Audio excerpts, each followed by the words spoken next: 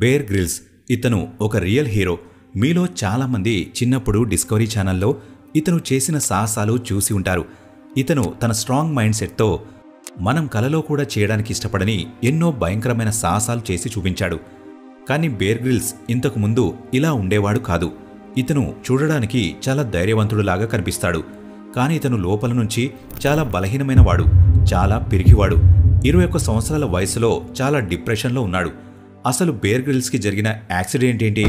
ఆ యాక్సిడెంట్ ఎలా జరిగింది? ఆ యాక్సిడెంట్ నుంచి తను ఎలా కోలుకున్నాడు? ఇలాంటి ఎన్నో విషయాల గురించి నేను మీకు ఈ వీడియోలో చెప్తాను. వాటి గురించి తెలుసుకోవడం కోసం మీరు ఈ వీడియోని ఎండ్ వరకు చూడండి. దానికంటే ముందు మీరు ఈ వీడియోని లైక్ చేసి మన ఛానల్ని సబ్స్క్రైబ్ చేసుకోండి. ఇక ఏమాత్రం ఆలస్యం చేయకుండా మన వీడియోని స్టార్ట్ చేద్దాం. బేర్ గ్రిల్స్ తన ఆటోబయోగ్రఫీ మడ్, స్వెట్ అండ్ టీయర్స్లో భయం మిమ్మల్ని బయటకి దృఢంగా కనిపించేలా చేస్తుంది, కానీ లోపల నుంచి చాలా బలహీనంగా మారుస్తుందని చెప్పాడు. బేర్ గ్రిల్స్కి ఎత్తులు అంటే చాలా భయం. దానిని ఆక్రోఫోబియా అంటారు. కానీ కొన్ని సంవత్సరాల తర్వాత షూట్ చేసిన ప్రతి ఎపిసోడ్లో ఇతను హెలికాప్టర్ నుంచి చాలా ఎత్తులో నుంచి జంప్ చేశాడు. ఇతను యూకే స్పెషల్ ఫోర్సెస్ SAS లో సభ్యుడిగా ఉండేవాడు. ఇతను పారాషూట్తో మంచి అనుభవం పొందాడు. చాలాసార్లు ప్లేన్ నుంచి జంప్ చేశాడు. ఇతనికి 21 సంవత్సరాలు ఉన్నప్పుడు 1996లో జాంబియాలోని ఒక మిషన్లో 16,000 మీటర్ల ఎత్తు నుంచి దూకేశాడు. కానీ ఆ సమయంలో ఇతని పారాషూట్ ఓపెన్ అవ్వలేదు. ప్లేన్ నుంచి జంప్ చేసిన కాసేపటికి పారాషూట్ను ఓపెన్ చేశాడు. అయినా కూడా అదుపు తప్పి కిందకి వెళ్తున్నాడు. వెంటనే పైకి చూసి పారాషూట్ పూర్తిగా తెరుచుకోలేదన్న విషయం గమనించాడు. ప్రాణాలు కాపాడుకోవాలనే భయంతో పారాషూట్ను మళ్లీ కదిలిస్తూ ఉన్నాడు. కానీ ఎంత ప్రయత్నించినా కూడా పారాషూట్ మాత్రం ఓపెన్ అవ్వలేదు. కాసేపటికి చెట్ల మధ్యలో నుంచి భూమి మీద పడిపోయారు. కింద పడిపోయినప్పుడు వీపు నేరుగా భూమికి తగిలింది. అప్పుడు ఇతనికి విపరీతమైన నొప్పి వేసింది. కానీ అద్భుతమైన విషయం ఏంటంటే ఇంత ఎత్తు నుంచి కింద పడినా కూడా ప్రాణాలు పోలేదు, స్పృహ కోల్పోలేదు. కానీ అసలు కదలలేకపోయాడు. కానీ గట్టిగా ఏడుస్తూ ఉన్నాడు. ఎవరో ఒకరు తనని ఖచ్చితంగా కాపాడతారని ఆశతో గట్టిగా ఏడుస్తున్నాడు. ఆ భయంకరమైన నొప్పిని అస్సలు తట్టుకోలేకపోయాడు. ఈ నొప్పిని భరించడం కంటే చావే మంచిదనిపించిందని ఒక ఇంటర్వ్యూలో మాట్లాడుతూ చెప్పాడు. చాలాసేపటి వరకు ఆ నొప్పిని అనుభవిస్తూ ఉన్నాడు. కాసేపటికి ఇతని ఫ్రెండ్స్ ఇతన్ని చూసి వెంటనే ఆఫ్రికాలోని హాస్పిటల్కి తీసుకువెళ్లారు. డాక్టర్ బేర్ గ్రిల్స్ వీపుకి ఇంజెక్షన్ చేశాడు. మెల్లగా నొప్పి తగ్గుతూ వచ్చింది. బేర్ గ్రిల్స్ కూడా తన గాయం నయమవుతుందని అనుకున్నాడు. బెడ్ పై నుంచి లేవడానికి ప్రయత్నించాడు. కానీ డాక్టర్ అతని దగ్గరికి వచ్చి నువ్వు ఇక జీవితాంతం నడవలేవని చెప్పాడు. ఇది విని 21 సంవత్సరాల బేర్ గ్రిల్స్ తన జీవితం సర్వనాశనమైందని అనుకున్నాడు. తన వీపు ఎక్స్రేని చూసినప్పుడు వెన్నెముక్కలోని 3 ఎముకలు విరిగిపోయాయి.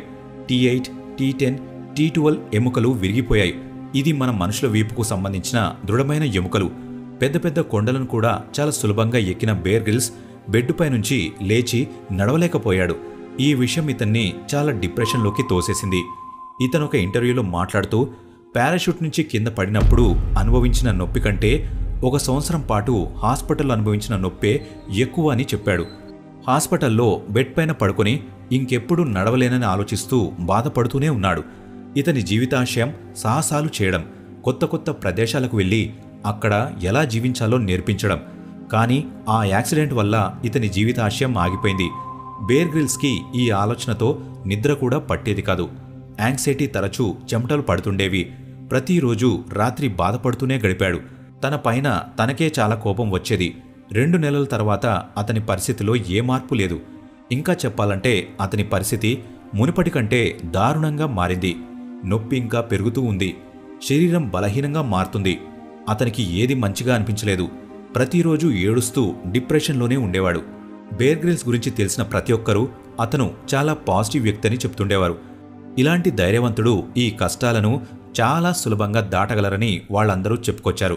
కానీ 21 సంవత్సరాల బేర్ గ్రిల్స్ మాత్రం చాలా భయపడుతూ ఉన్నాడు.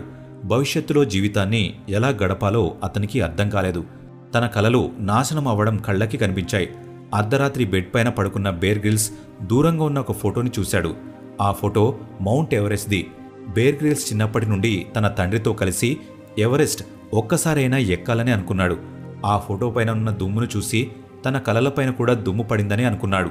ఆ దుమ్మును ఎట్టి పరిస్థితుల్లోనూ శుభ్రం చేయాలనుకున్నాడు. ఆ సమయంలో తనతో పాటు హాస్పిటల్లో ఎవ్వరూ లేరు. ఎంతో కష్టపడి ధైర్యంతో నుంచుని ఎవరీ సాయం లేకుండా ఆ ఫోటో ఫ్రేమ్ దగ్గరికి వెళ్లి ఆ దుమ్మును తుడిచేశాడు. అతను ఎలా ధైర్యంగా జీవించాలని ఆలోచనతోనే పడుకున్నాడు. అతని సబ్కాన్షియస్ మైండ్లో ఈ మాట ఉండిపోయింది. తర్వాత రోజు అతను నిద్రలేవంగానే తన నాయనమ్మ చెప్పిన మాట గుర్తొచ్చింది.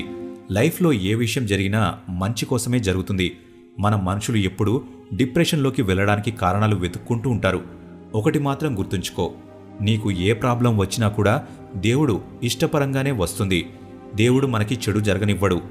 నువ్వు ఎప్పుడు ఏ సమస్యలో ఉన్నా ఏది జరిగినా దేవుడు ఇష్టపరంగా జరుగుతుందన్న విషయం గుర్తుపెట్టుకో. ఈ సమయంలో అతనికి తన నాయనమ్మ చెప్పిన మాటలు క్లియర్గా అర్థమైంది.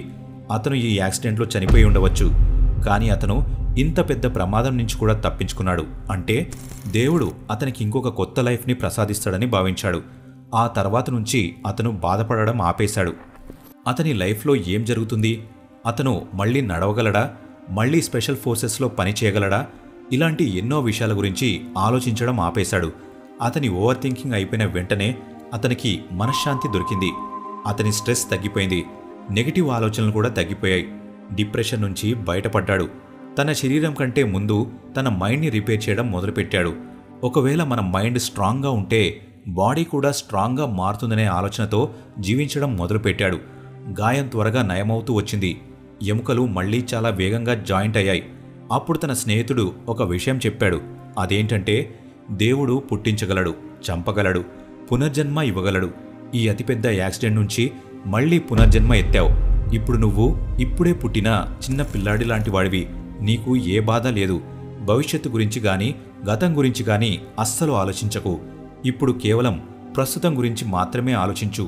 ఈ విషయాలను గుర్తు చేసుకుని ఆ గాయం నుంచి కోలుకున్నాడు.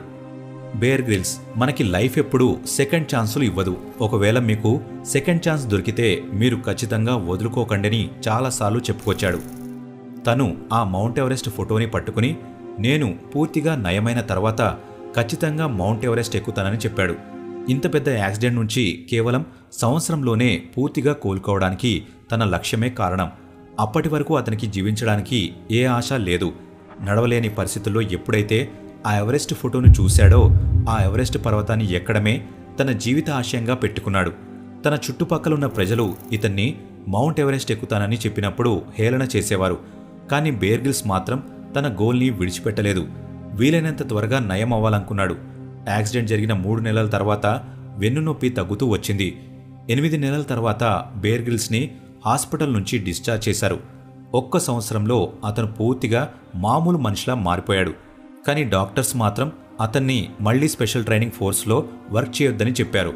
అప్పుడు బేర్ గ్రిల్స్ దగ్గర జాబ్ లేదు, డబ్బులు కూడా లేవు. అతని గోల్ని చేరుకోవడం కోసం 25 లక్షల రూపాయలు కావాల్సి వచ్చింది. మౌంట్ ఎవరెస్ట్ ఎక్కడానికి ట్రైనింగ్ కోసం అతనికి ఖచ్చితంగా 25 లక్షలు కావాలి.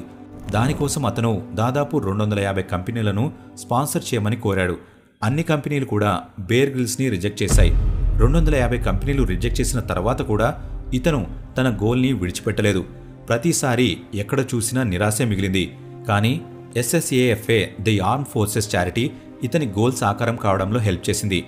పారాషూట్ యాక్సిడెంట్ జరిగిన 18 నెలల తర్వాత 1998 మే 16న బేర్ గ్రిల్స్ తన చిన్ననాటి గోల్ని నెరవేర్చుకున్నాడు. తన జీవితాశయం నెరవేరింది. ఈ సమయంలో ఇతను ఎన్నో సమస్యలను ఎదుర్కొన్నాడు. అప్పటికీ ఎవరెస్ట్ ఎక్కడానికి ప్రయత్నించిన వాళ్ళలో 4 చనిపోయారు. బేర్ గ్రిల్స్ 2 సార్లు ఎవరెస్ట్ ఎక్కడానికి ప్రయత్నించాడు. ఆ 2 సార్లు కూడా తన ప్రాణాల మీదకు తెచ్చుకున్నాడు. కానీ 3వసారి 23 సంవత్సరాల వయసులో అతను మౌంట్ ఎవరెస్ట్ ఎక్కిన బ్రిటన్ యంగెస్ట్ పర్సన్గా నిలిచాడు. అప్పటి నుంచి ఇతను చాలా ఫేమస్ అయ్యాడు. ప్రజలు ఇతన్ని సెమినార్స్లో మోటివేషన్ ఇవ్వడానికి స్పీకర్గా పిలవడం మొదలుపెట్టారు. ఇతని గురించి ఎన్నో డాక్యుమెంటరీలు రిలీజ్ అయ్యాయి. ఆఖరికి డిస్కవరీ నుంచి ఇతనికి ఒక గొప్ప ఆఫర్ వచ్చింది. దానివల్ల ఇతనికి ఈ ప్రపంచమంతటా ఫేమ్ లభించింది. మీలో చాలా మందికి ఇతను మెన్ వర్సెస్ వైల్డ్ ద్వారానే తెలిసి ఉంటుంది. నిజంగా బేర్ గ్రిల్స్ వాళ్ళ నాయనమ్మ చెప్పిన మాటలు మీ జీవితంలో కూడా గుర్తుపెట్టుకోండి. ఏది జరిగినా కూడా అంతా మంచికే జరుగుతుంది. దేవుడు ఎప్పుడూ మనకు చెడు జరగనివ్వడు. ఈ వీడియో ఇంతే ఫ్రెండ్స్. ఈ వీడియో మీకు నచ్చినట్లయితే లైక్ చేయండి. ఇలాంటి మరెన్నో వీడియోస్ కోసం ఇప్పుడే మన ఛానల్ని సబ్స్క్రైబ్ చేసుకోండి.